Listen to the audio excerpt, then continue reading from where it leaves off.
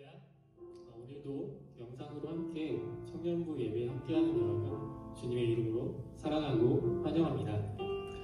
우리가 비록 예배당에 나와서 같은 공간에서 예배드리는 것은 아니지만 각자가 가능한 환경에서 한 마음, 한 뜻을 가지고 주님께 나아가는 그런 시간이 되었으면 좋겠습니다. 시편에 이런 다윗의 고백이 있습니다. 주님, 나에게 단 하나의 소원이 있습니다. 나는 오직 그 하나만 구하겠습니다. 그것은 한평생 주님의 집에 살면서 주님의 자비로우신 모습을 보는 것과 성전에서 주님과 의논하며 살아가는 것입니다.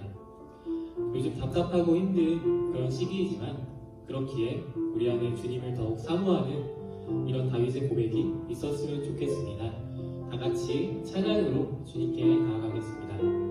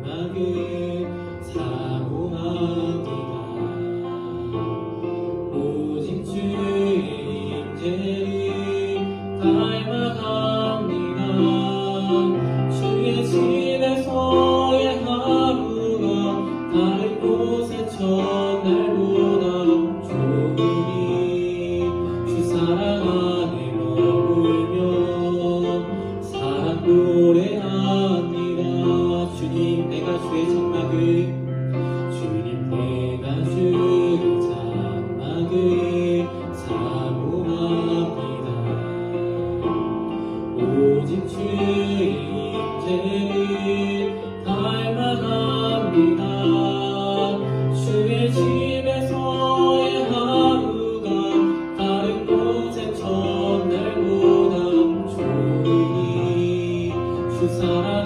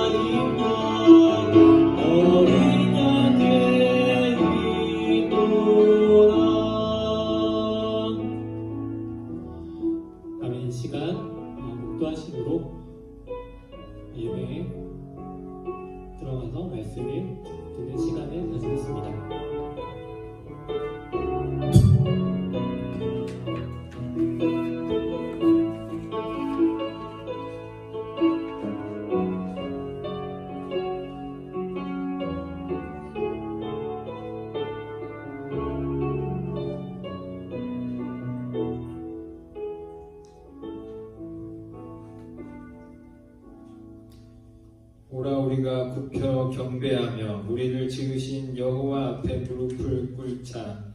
그는 우리의 하나님이시요 우리는 그가 기르시는 백성이며 그의 손이 돌보시는 양이기 때문이라. 너희가 오늘 그의 음성 듣기를 원하노라. 아멘. 하나님, 저희들을 함께 마음을 모아 주님 앞에 예배드리는 자들로 세워주심에 감사를 드립니다. 저희들 연약하여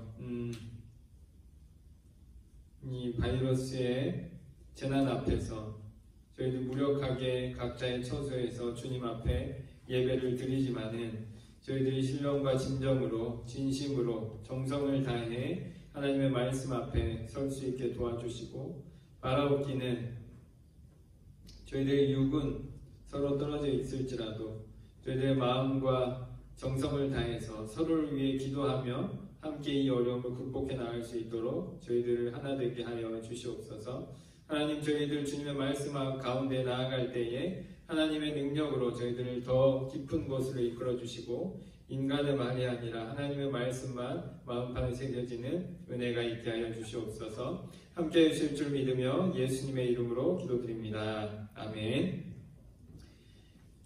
네, 저희들 헌금은 영상으로 하는 터라 다음에 다 같이 할 수 있을 때 해줄 수 있도록 같이 준비해 주시면 되겠고요. 네, 하나님의 말씀 보겠습니다. 하나님의 말씀은 요한복음 6장 43절에서 58절까지의 말씀입니다.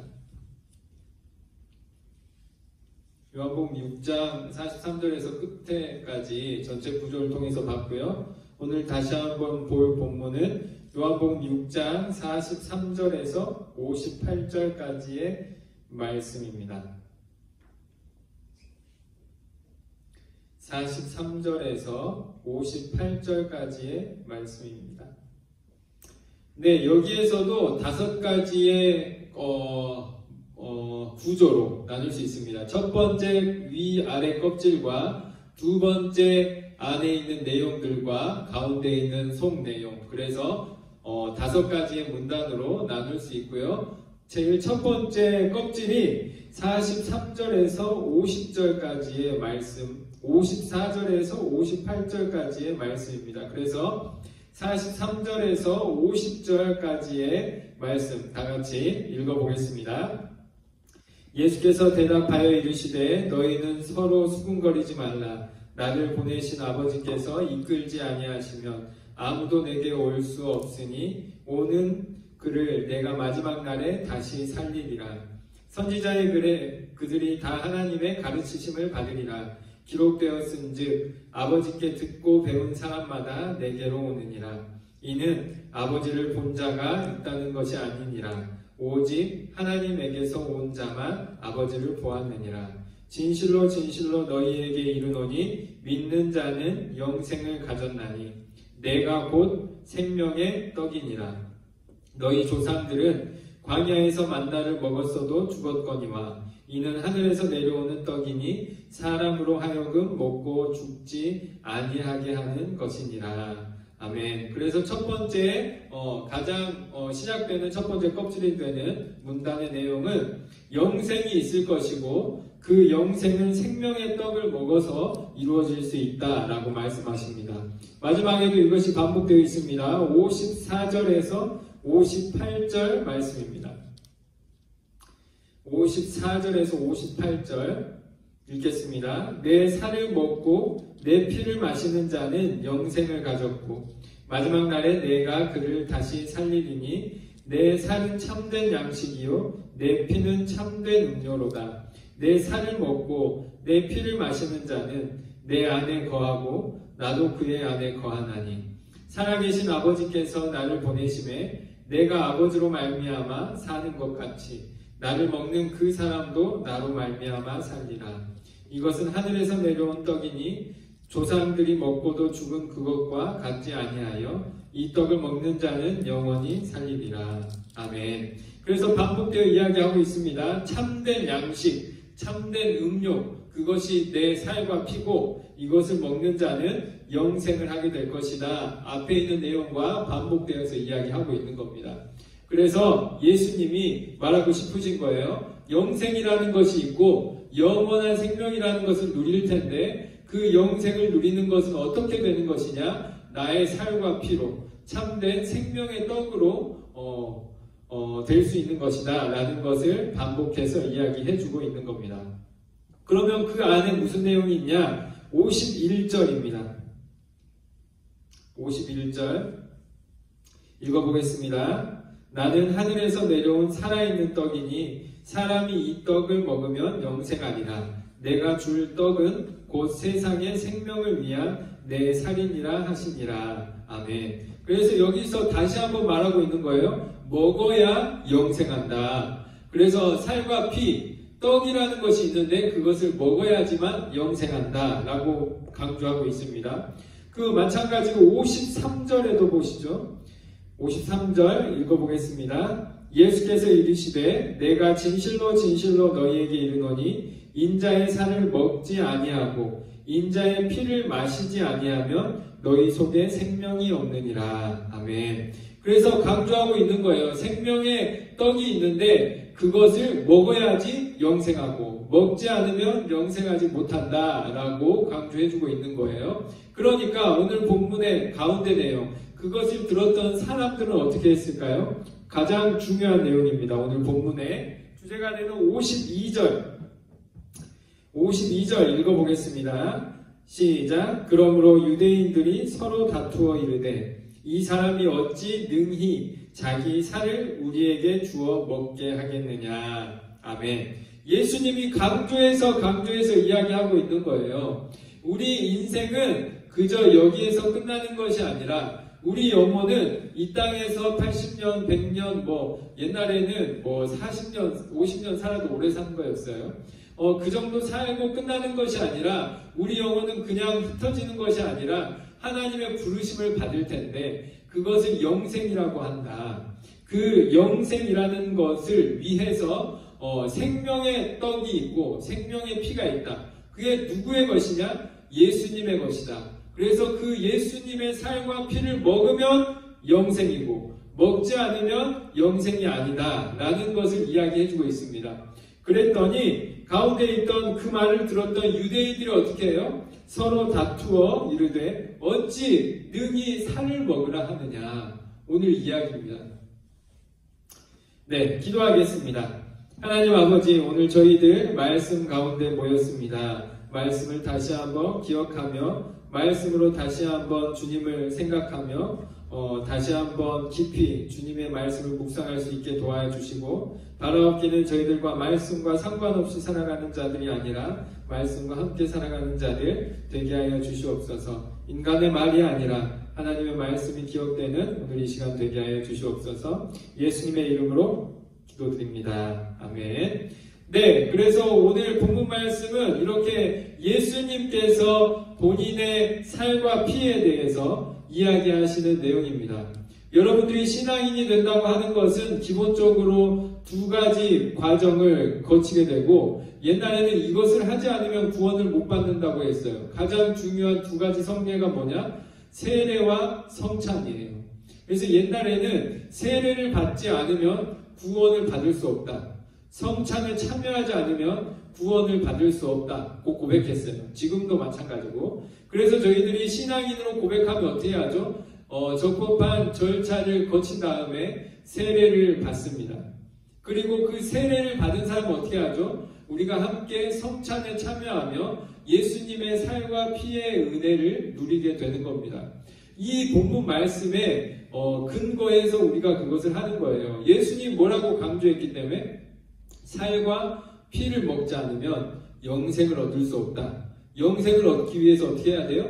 살과 피를 먹어야 되는 거예요. 그 성스러운 찬, 성스러운 식사, 성스러운 나눔, 그게 뭐예요? 성찬이라는 거예요.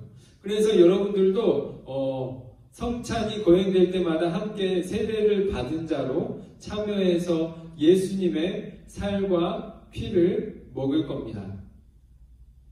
맞죠? 살과 피를 먹는 거 맞죠? 살과 피를 먹는 거 맞아요?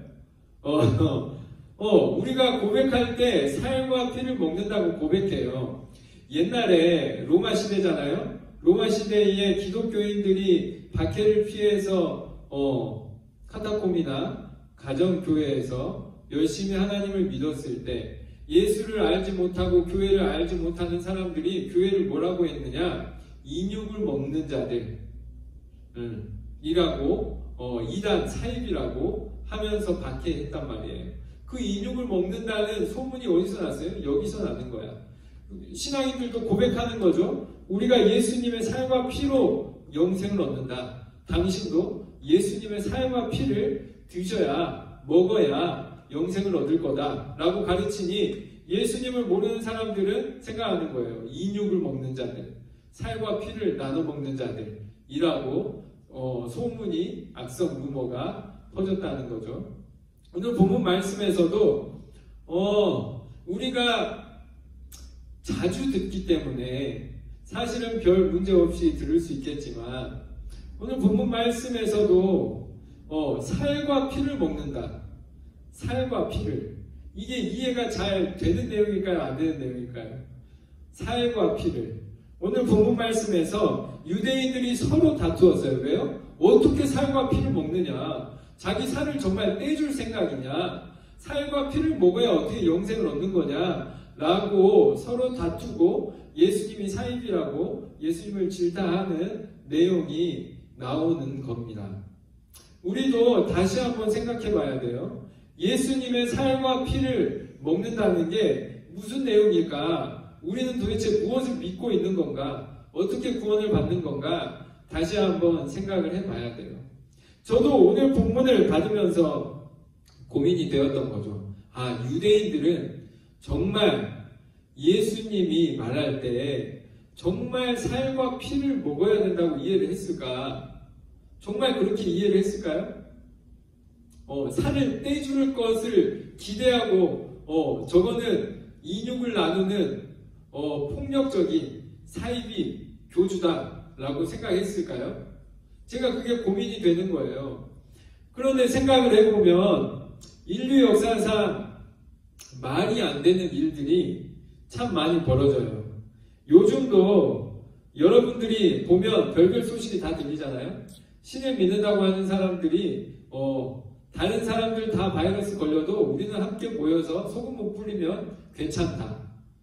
막 시급하게 만드는 그런 사람들도 있고, 어떤 사람들은 어떤 사람은 자기가 목사인데 자기는 특별한 목사야.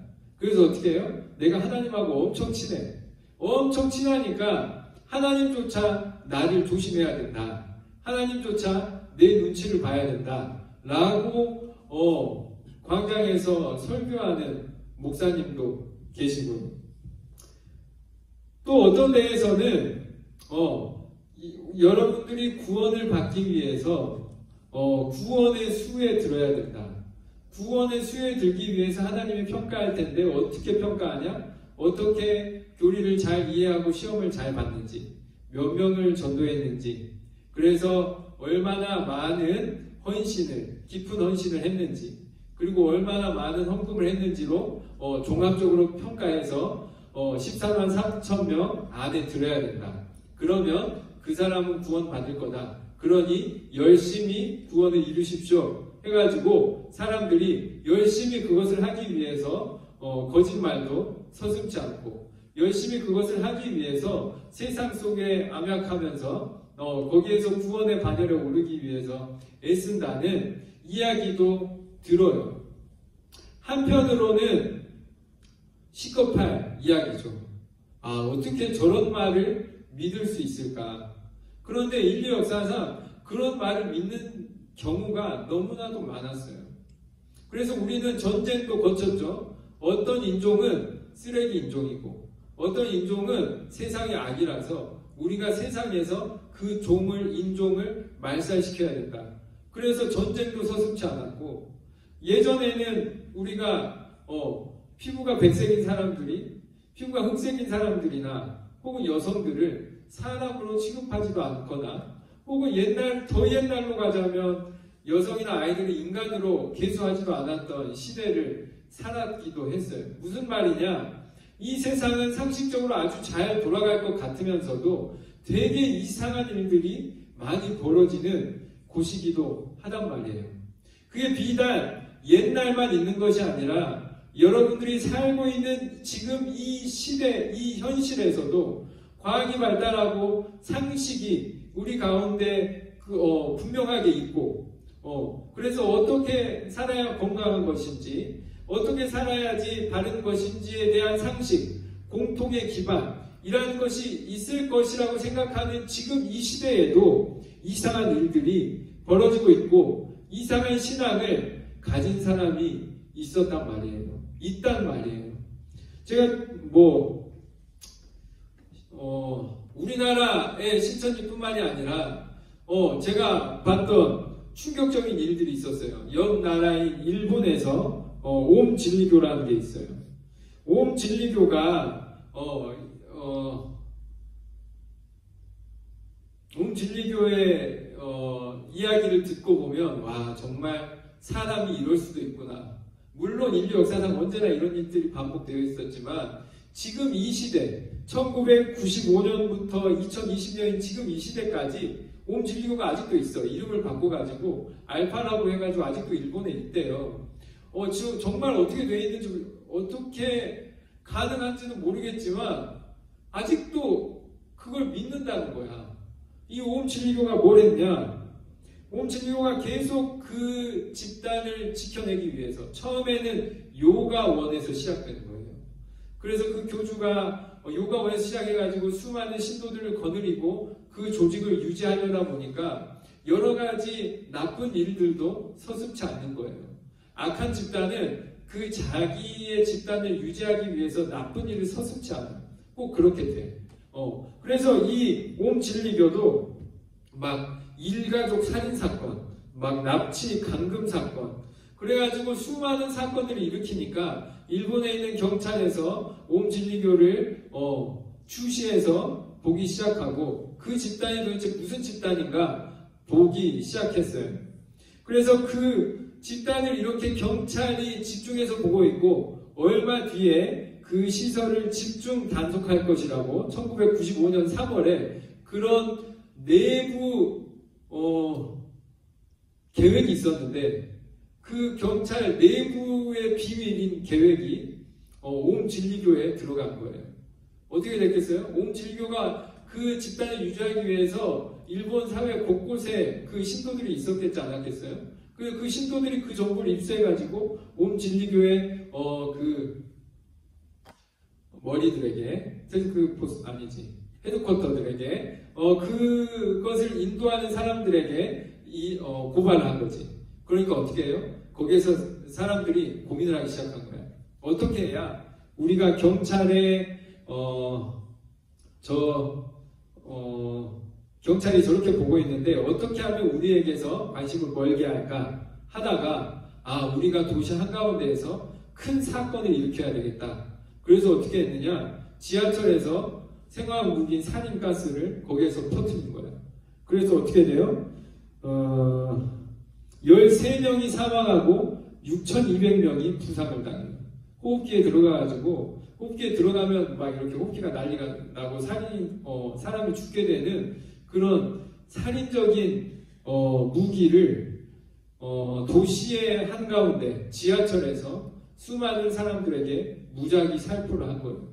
왜? 자기 집단을 지키기 위해서.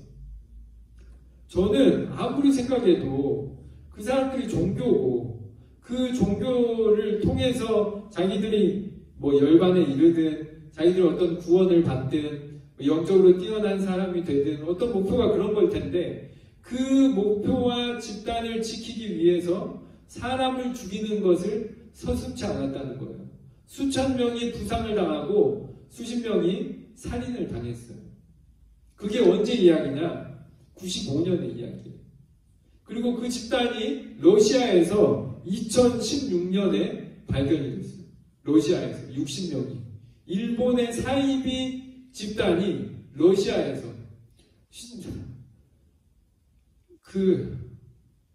이런 말도 안 되는 일들이 옛날에만 있었던 것이 아니라 지금도 있다는 거예요. 그리고 일본에 지금도 이름만 바꾼 그 사이비 집단이 있다는 거죠.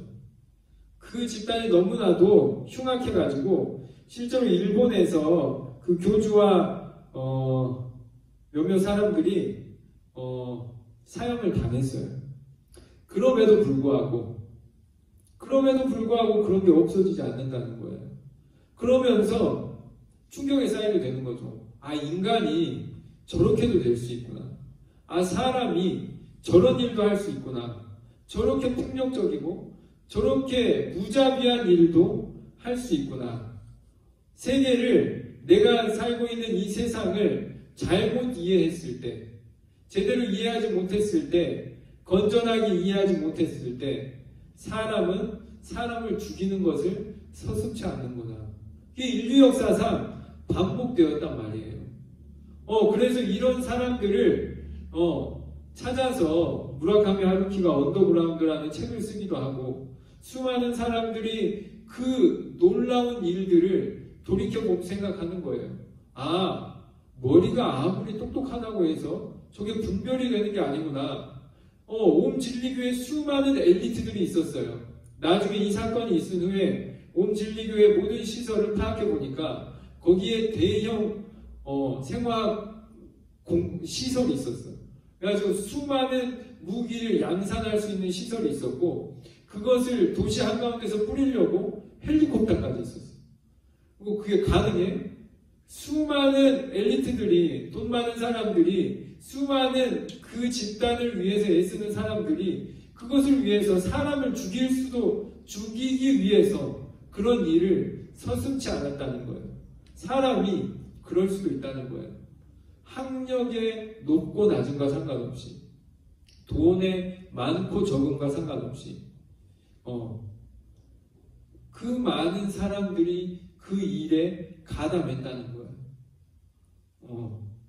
사람이 그렇게 될 수 있다는 것이 충격적이면서 우리가 다시 한번 생각하게 되는 거예요. 우리가 이 세상을 어떻게 이해하느냐가 얼마나 중요한가.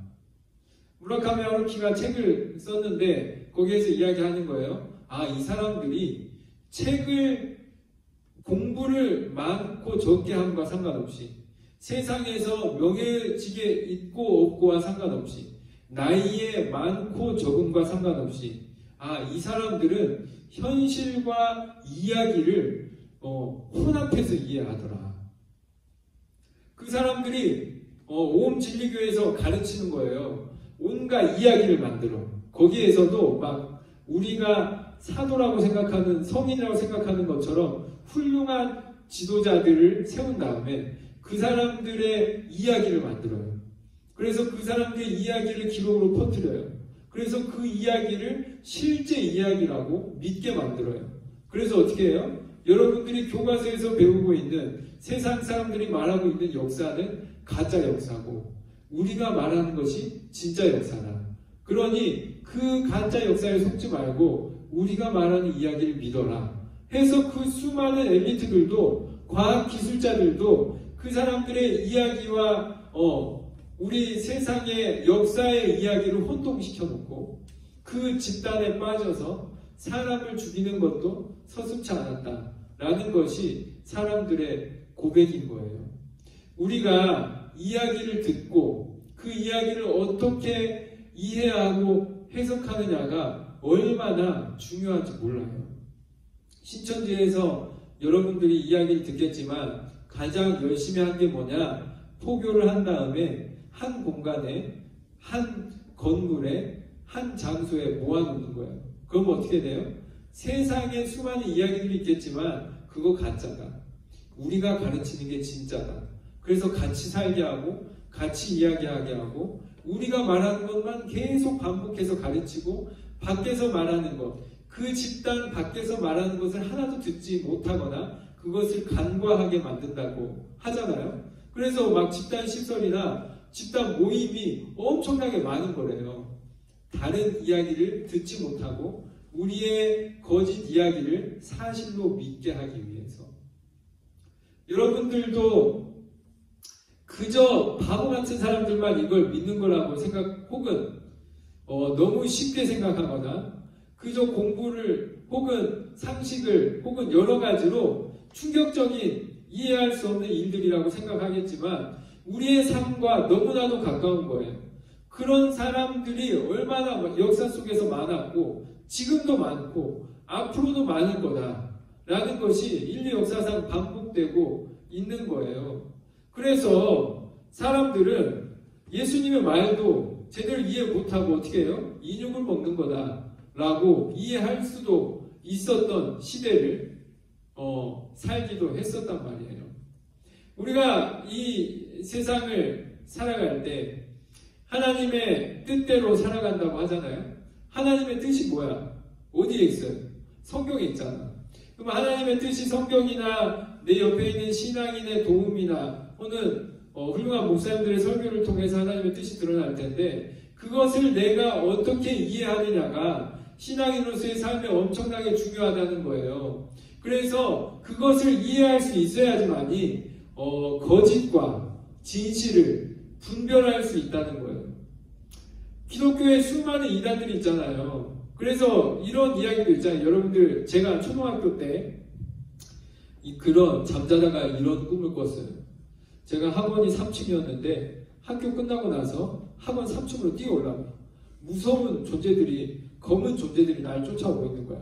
꿈이었어요. 쫓아오고 있어서 학교 앞에 있는 제 학원의 3층 위로 막 뛰어 올라갔어요. 헐레벌떡 뛰어 올라갔는데 갑자기 누군가가 창문을 깨고 슈퍼맨처럼 학원으로 들어옵니다. 그래서 학원으로 뛰어 들어와가지고 저한테 레이저 총을 쏘는 거예요. 레이저 총을 딱 쐈더니 어떻게 돼요? 그 레이저가 내 이마와 손등에 박히는 거예요. 그래서 어떻게 돼요? 바코드가 생겼어요. 그래서 제가 부들부들 떠는 거예요. 바코드가 생기는 것, 바코드는 짐승의 표래. 근데 내가 짐승의 표를 받은 거야. 짐승의 표를 받은 거 어떻게 돼요? 그 악마의 표를, 짐승의 표를 받은 사람들은 그 짐승의 권위 속에서 살다가 같이 지옥에 끌려간다. 내가 그 이야기를 학교 앞에서 전도하는 어떤 아주머니에게 들은 거예요. 성경에 써져 있다. 성경에 뭐라고 써져 있어요? 그가 모든 자, 곧 작은 자나 큰 자나 부자나 가난한 자나 자유인이나 종들에게 그 오른손에나 이마에 표를 받게 하고 누구든지 이 표를 가진 자 외에는 매매를 못하게 하니 이 표는 곧 짐승의 이름이나 그 이름의 수라. 지혜가 여기 있으니 총명한 자는 그 짐승의 수를 세어보라. 그것은 사람의 수니 그의 수는 666이니라. 계시록 13장에 나온 내용을 가지고 666이 무서운 것이고 666의 표를 받지 않도록 조심해라. 제가 학교 앞에서 초등학교 때 들어가지고 그때 너무 공포스러워가지고 기도하면서 신앙생활 했는데 제가 꿈결에 그 짐승의 표를 받은 거예요. 자고 일어나서 깜짝 놀라 다행이다. 내가 짐승의 표를 받지 않았다. 그러면서 일어났던 기억이 있었는데 지금은 이제 바뀌었어요. 바코드가 너무 많아. 바코드가 그때 한참 만들어져가지고 상용화될 때 엄청나게 많은 그 666에 대한 엄청나게 많은 이야기들이 있었는데 바코드가 너무 많았는데 종말이 안 오는 거야. 그러니까 어떻게 돼요? 바코드는 아닌가 보다. 뭘까? 최근에 개발돼서 상용화된 게 있어요. 베리칩이라고. 이 칩을 몸에 심으면 거기에 개인 정보가 다 들어있어가지고 그 칩으로 내가 뭘 하든지 간에 할 수 있는 거예요. 여러분들 핸드폰에 칩이 들어있는 거하고 똑같아요.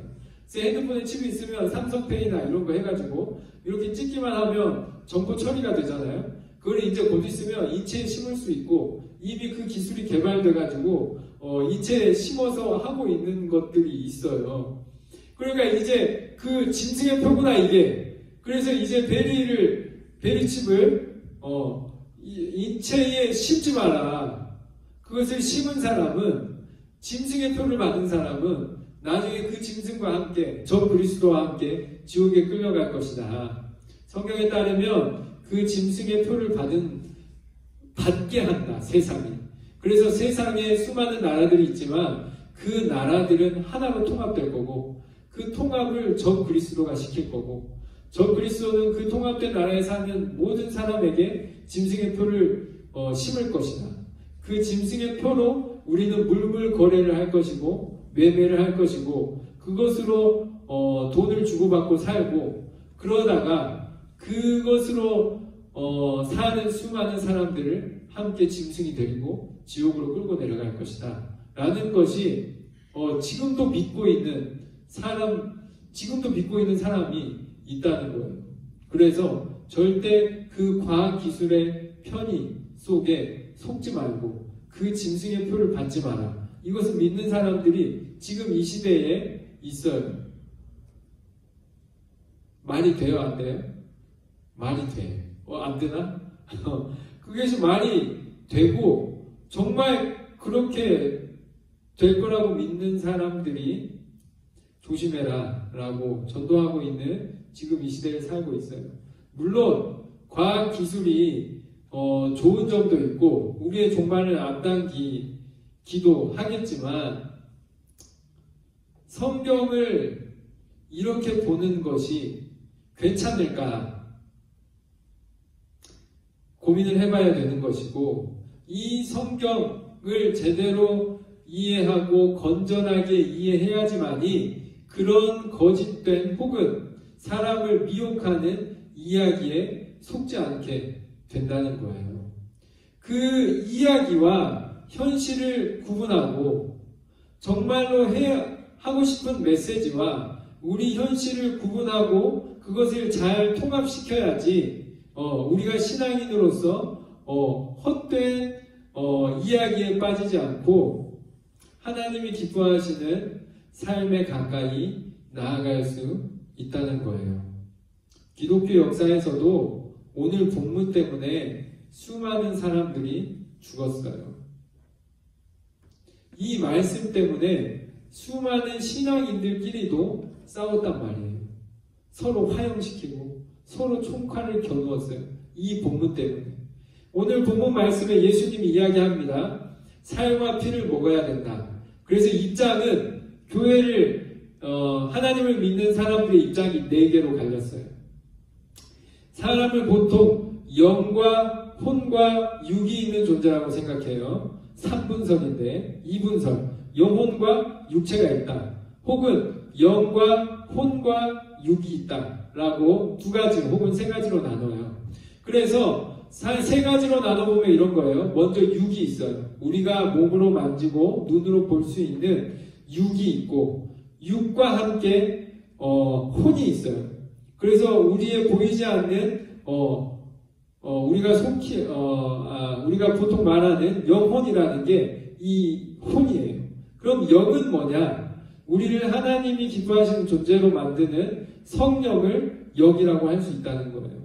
그래서 사람이 하나님이 은혜에 합당한 존재로 살아가기 위해서는 영과 혼과 육이 건강하게 바로 서 있어야 된다는 거예요. 먼저 육이 바로 서 있어야 되고 그 다음에 그 사람의 마음과 의식인 혼이 바로 서 있어야 되고 그 바로 선 사람을 돕는 성령이 함께 있어야 된다는 거예요. 그래서 사람은 영과 혼과 육의 존재라는 거예요. 그래서 오늘 예수님이 성찬에 대해서 이야기하는 것도 이렇게 생각해 볼 수 있어요.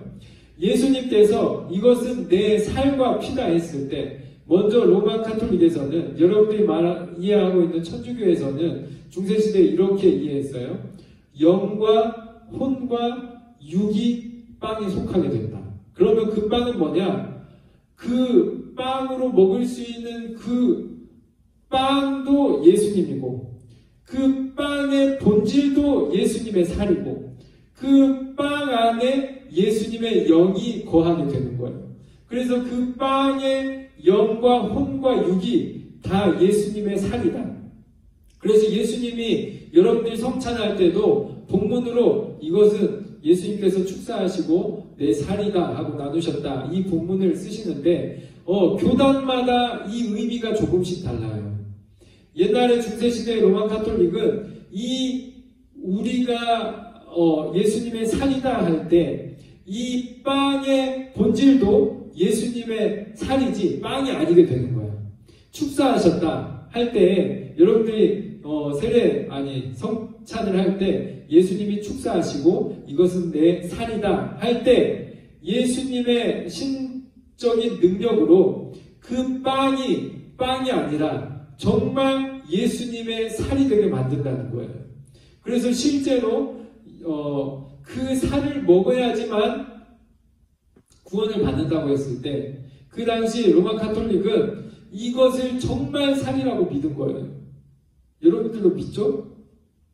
믿어요? 세례 받을 때? 아니 성찬할 때? 정말 살이다. 그래서 이것은 예전에 로마 가톨릭에서 성찬할 때 이것은 눈으로 볼 때만 빵이지 이 영과 혼과 육은 다 예수님의 살이다. 그러고 예수님의 살을 먹었어요.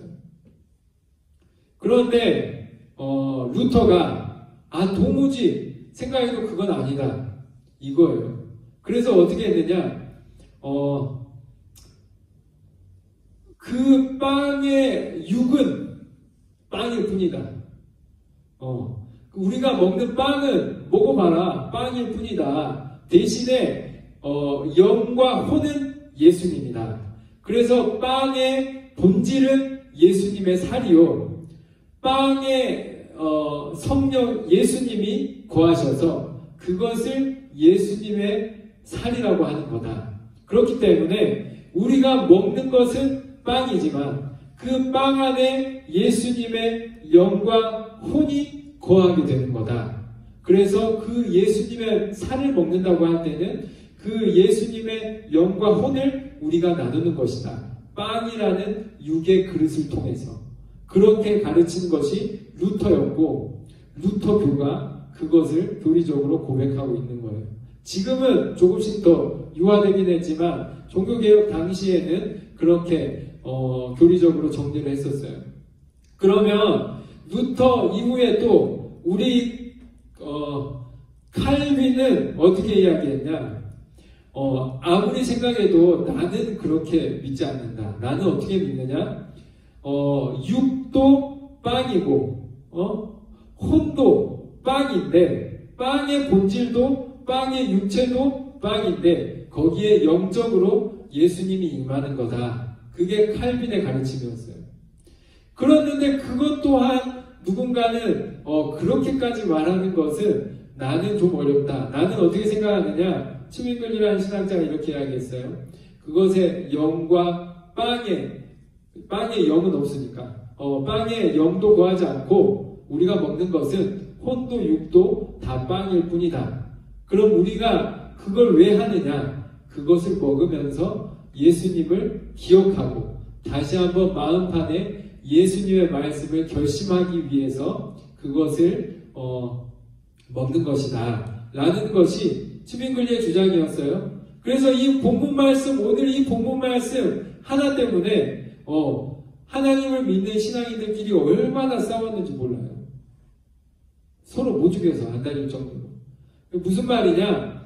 우리가 성경을 어떻게 이해하느냐, 혹은 성경을 어떻게 이해하고 세상을 어떻게 이해하느냐가 그 정도로 우리의 세계관과 우리의 종교관의 중요한 내용이라는 거예요. 그래서 로마 가톨릭은 그때 화채설, 모든 것이 예수다. 우리가 눈으로 볼 때만 빵이고 그것은 화채가 된다. 모든 것이 예수다. 우리가 먹는 것은 예수님의 살이다 라고 주장했고, 루터는 종교개혁을 하면서 우리가 빵을 먹지만 그 안에 예수님이 거하는 거다 라고 이야기를 했고,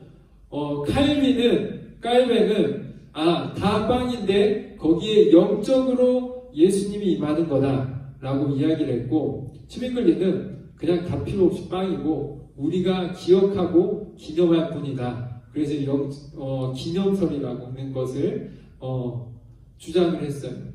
그래서 하나님을 믿는 수많은 사람들이 이 살과 피라는 게 도대체 무슨 의미냐 라고 고민하면서 오늘 본문 말씀을 이해하려고 노력했고, 우리 대한예수교 장로회는 1번일까요? 2번일까요? 3번일까요? 4번일까요? 손들기 한번 해보겠습니다.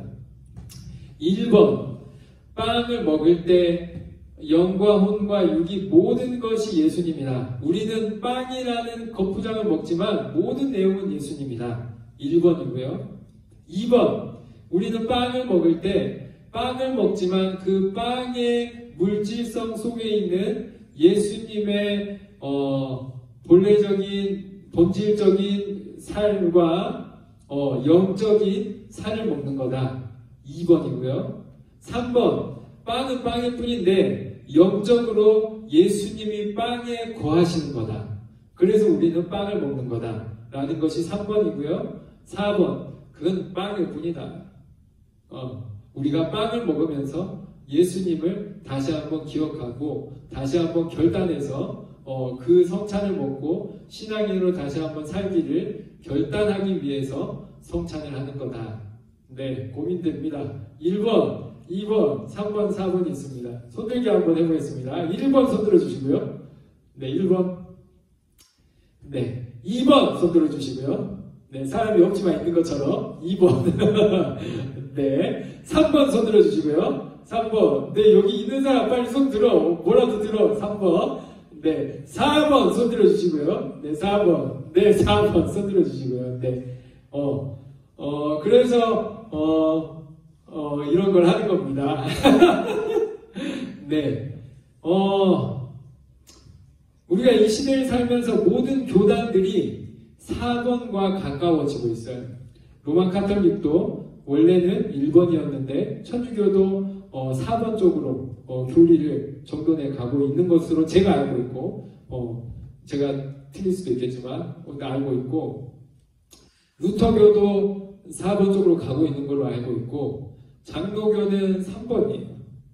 여러분들이 속해 있는 장로교는 영적으로 예수님이 임한다는 것을 고백하는 교단에 여러분들이 속해 있는 거고 기념설은 가장 그 당시에서는 파격적인 신학적인 위치였지만 지금 우리가 생각할 때는 지금 여러분들이 생각하기 좋은 것은 4번 혹은 3번일 거란 말입니다. 그러니까 성경을 어떻게 이해하느냐가 그 정도로 중요한 것이고 여러분들이 한 교회에 모이지만 실제로 성경을 이해하는 것이 그 정도로 다르다. 그리고 수많은 신앙인들이 실제로 오늘 본문을 읽었을 때도 다 여러 가지 생각을 했다. 저는 다 괜찮다. 그것이 이제 우리가 나이가 먹거나 공부를 하거나 뭐 이렇게 바뀌어 나갈 수 있고 바뀌는 게 정상이에요. 어쨌든 이것이 신앙인들의 오늘 본문 말씀의 해석이었는데 분명한 것은 뭐냐? 실제 살과 피는 아니었다. 예수님의 살을 실제로 잘라주는 것은 아니었다. 라는 것이 지금 그 누구나 이해할 수 있는 내용이었지만 그 당시의 사람들은 정말 인육을 나눠주는 것과 서로 다투고 분쟁했다더라 하는 내용이 오늘 본문 말씀이라는 겁니다. 우리가 성경 공부를 왜 해야 되느냐? 우리는 같은 시대를 살고 비슷한 영화를 보고 비슷한 책을 보거나 비슷한 TV 프로그램을 보고 함께 성경책을 읽지만 우리가 다 그것을 이해하는 것이 같지가 않아요. 하나님이 그렇게 만들었어. 여러분들 얼굴이 다 다르게 만든 것처럼 그것을 이해하는 것이 다 다르게 만들었어요. 그렇게 어떻게 해야 돼요? 그것을 더 건전하게 이해할 수 있도록 하기 위해서 우리가 성경을 묵상하고 공부하는 거예요. 그래야지만이 우리가 성경에서 읽는 이야기를 건전하게 해석할 수 있고 그 해석의 눈으로 여러분들의 인생도 해석해 나갈 수 있는 거예요. 예를 들어 이렇게 적용할 수 있어요. 저는 3번이에요. 영적으로 하나님, 예수님께서 하나님이 이 세상에 역사하신다라는 거예요. 그래서 어떻게 해요? 육적인 것을 우리가 노력하고 영적인 도움을 구하기 위해서 우리가 신앙생활을 한다는 거예요. 성경책도 마찬가지예요. 제가 아이패드를 들고 다닙니다. 아이패드에 성경책과 여러 가지 신학책이 들어있어요. 그래서 제 설교와 모든 내용이 아이패드에 있어요. 어떤 분들은 제가 앞에 아이패드로 들고 나와서 앞에서 예배를 진행하거나 설교를 할 때 은혜를 못 받는 분이 있어요. 왜냐? 성경책을 안 들고 갔다니까. 성경책의 영과 혼도 중요하지만 누군가에게는 그 책의 물질성, 육체성 자체가 중요한 거예요. 그래서 핸드폰으로 성경을 볼 수 있겠지만 성경을 들고 다녀야 된다 라고 가르칠 수도 있는 거예요. 말이 돼요, 안 돼요? 저는 옳다고 보고 그렇게도 믿을 수 있고 그게 좋다고도 봐요. 하지만 어떤 사람에게는 책을 안 읽지라도 책에 합당한 내용 핸드폰에 있고 핸드폰을 열심히 찾아서 열심히 기록해서 한다면 꼭 책으로 해야지 더 건전하고 은혜스러운 거냐? 저는 아니다. 육체성보다는 그 영적인 것이 중요하고 이 성경 안에 있는 메시지를 통해서 우리가 변화를 받는 것이지 꼭 책을 가지고 가지고 다니면 좋겠지만 굳이 그것으로만이 평가되는 것은 아니다. 그래서 저는 아이패드를 가지고 예배를 집례하면서도 부끄러워하지 않는 목사로서 살고 있습니다. 하지만 어떤 분은 실제 그 성경의 책의 물성을 중요하게 생각할 수도 있단 말이에요. 우리가 그 신앙적인 어떤 세계관을 가지고 있느냐, 어떤 성경을 어떻게 해석하느냐에 따라서 실제로 우리가 살아가는 내용도 바뀔 수 있는 거고, 그것이 왜곡되고 거짓에 미혹되었을 때는 엄청난 잘못까지 저지를 수 있다는 것이 인류 역사상 반복되고 있다는 거예요. 온갖 좋은 말들과 안 좋은 말들이 들을 수 있는 우리 인생에서 여러분들이 열심히 성경을 읽는 이유는 그것을 잘 분별하기 위해서예요. 제가 영상을 아동부에서 보여줬는데요. 분명히 답이 3번인데 10명이 1번이라고 하니까 답이 3번인데 1번을 눌러. 영상을 나중에 여기에 첨부해 드리겠습니다. 심리학자들이 모여서 실험을 했어요. 분명히 1번, 2번, 3번, 4번 중에 답은 초등학생 유치원이 봐도 3번이야. 근데 앞에 있는 9명이 1번이라고 하니까 나 혼자 바보 되기 싫어서 1번을 누르더라. 인간의 70%가. 그것을 분별해내야 되는데, 이것이 저 사람들이 거짓말하는 거구나. 저게 거짓이구나. 그리고 나는 저 사람들이 다 1번을 찍을지라도 나는 3번을 찍어야 되겠구나 라고 해야 되는데 그러지 못하는 경우가 많다는 거예요. 그 분별력을 가지기 위해서 우리가 성경을 읽고 묵상하고 공부하고 말씀 가운데 살아가기 위해서 애쓰는 거예요.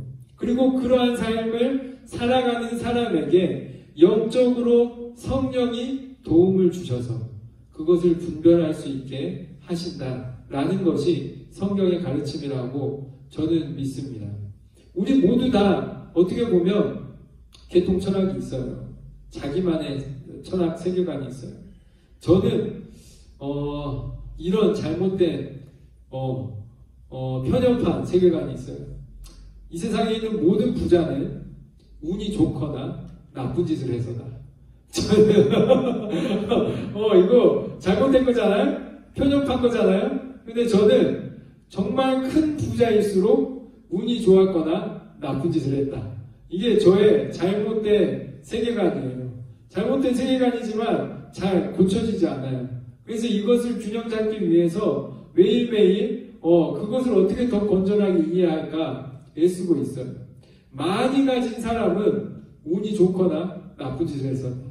이 저의 편협한 개통 철학을 균형 잡게 하기 위해서 저는 노력 중입니다. 여러분들에게도 여러 가지 자기만의 철학과 세계관이 있어요. 그것을 더 건전하게 변화시켜 가는 것. 그것을 더 하나님이 기뻐하시는 내용으로 변화시켜 가는 것. 그래서 이 세상에 악을 전파하는 사람이 아니라 의와 선을 전파하고 평화와 사랑을 전파하는 사람으로 살아내는 것. 그것을 위해서 우리가 성경을 읽는 것이라고 저는 믿습니다. 여러분들도 바라기는 세상에 수많은 철학과 지식과 가르침이 있겠지만 하나님의 말씀의 참 진리 가운데서 삶의 평화와 진리를 품고 세상 속에 지혜롭게 살아가는 여러분들이 되었으면 좋겠습니다. 오늘 본문에 나오는 유대인들처럼 눈앞에 예수님을 보고서도 예수님의 말을 이해 못하는 자들이 아니라 하나님의 말씀을 읽고 예수님의 의도를 파악하고 그 말씀의 은혜를 먹고 세상에 나누는 신앙인으로서 지혜롭게 살아가는 여러분들이 되었으면 좋겠습니다. 기도하겠습니다. 하나님 아버지 감사를 드립니다. 저희들 부족하지만 그럼에도 불구하고 하나님의 말씀 가운데 불러주셔서 세상의 유행을 쫓는 것보다 하나님의 말씀을 쫓게 하여 주셔서 감사를 드립니다. 바라옵기는 저희들에게 더 건전한 건강한 영적인 분별력을 허락하셔서 세상 속에 말씀의 지혜를 보여줄 수 있는 모범이 될 수 있게 하여 주시고 바라옵기는 그러한 삶을 위해서 더 성경을 가까이 읽으며 성경을 이해하며 세상 속에 전할 수 있는 저희들이 되게 하여 주시옵소서. 특별히 어려운 시절을 보내고 있는 이때에 하나님의 말씀 믿는 자로 지혜롭게 이겨낼 수 있게 도와주시고 세상 속에 온전한 하나님의 말씀을 전하는 저희들로 더 건강하게 이 시기를 극복해낼 수 있도록 하나님이 함께하여 주시옵소서. 그러한 신앙을 고백하는 우리 청년들에게 축복의 기도를 나눕니다. 지금은 우리 주 예수 그리스도의 은혜와 아버지 하나님의 극진하신 사랑과 성령의 교통하심이 하나님의 말씀을 제대로 건강하게 이해하고 세상 속에 하나님의 말씀을 전하기를 다짐하는 결단하는 우리 청년들의 삶 가운데에 이제부터 영원토록 함께 계시기를 간절히 축원하옵나이다. 아멘.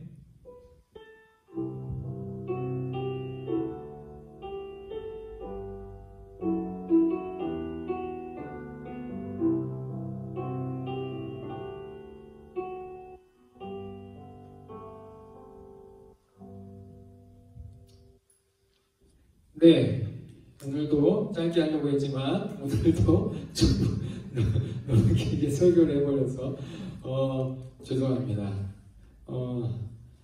여튼 끝까지 들어주셨다면 감사합니다. 이때까지 지금 영상에 바로 이 부분까지 모두 봤겠죠? 네, 봐주셔서 제가 좀 힘들게 하지만 그럼에도 불구하고 애쓴다면 하나님이 기뻐하시지 않을까 저는 그렇게 상상을 해보고요. 함께 이 시기를 잘 이겨나갔으면 좋겠습니다. 여러분 건강을 위해서 최대한 사회적인 거리를 두면서 건강을 잘 지켜주시고요. 앞으로 몇 달을 더 진행될 것 같고 이것을 우리가 그냥 극복하는 게 아니라 세상에 많은 사람들이 이것을 결국에는 감염 당해서 아프고 지나가야 된다고 하는 사람들도 많이 있는데요. 어쨌든 우리가 잘 지혜롭게 이겨내셨으면 좋겠고요. 여러분들 아프지 않고 잘 지내셨으면 좋겠고요. 우리가 카톡방 있잖아요. 거기에 간간히 소식이라도 저 생존 신고라도 해주면은 우리가 같이 기도해주면서 함께 소식 전하면서 잘 이겨낼 수 있을 것 같습니다. 아니면 제가 전화를 돌려야 될까요? 네, 생존 신고 잘 해주시고 하하도 할 수 있는 만큼 사순절 말씀이나 하하로 잘 참여해 주시고 함께 말씀으로 이 시기를 잘 이겨내 주셨으면 좋겠고요. 제가 그냥 이 설교만으로 끝내기 어려워서 너무 이제 느슨한 것 같아서 뭔가 자료를 만들고 있는데 또 그것을 할까 말까는 또 시간을 들여서 임원단들과 결정해서 나누도록 하겠습니다. 어쨌든 일주일에 1시간이니까 잘 참여해서 들어주시면 좋겠고요. 구독과 좋아요는 안 하셔도 됩니다.